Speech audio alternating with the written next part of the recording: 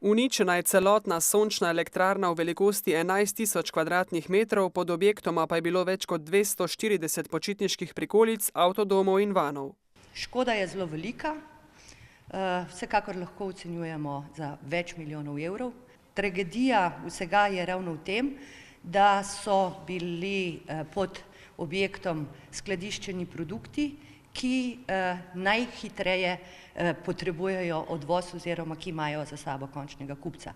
V Adrii Mobil bodo zdaj prilagodili proizvodni proces, saj želijo kar najhitreje zadostiti potrebam kupcev.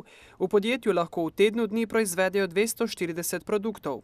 Koliko bo pa zares potrebnega časa, pa je seveda odvisno od specifikacije produktov, specifičnosti in seveda možne zagotovitve ustreznih materialov.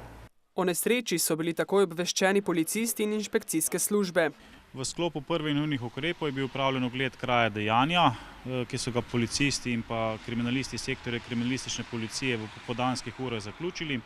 V tem sklopu prvih nujnih ukrepov je bila zasežena tudi določena dokumentacija, ki bi lahko utegnila biti dokaz v kasnejši fazi postopka. Glavni izvajalec in edini pogodbeni partner za Adrio Mobil je bila Hidria in vsi podizvajalci so seveda bili odgovorni temu glavnemu izvajalcu.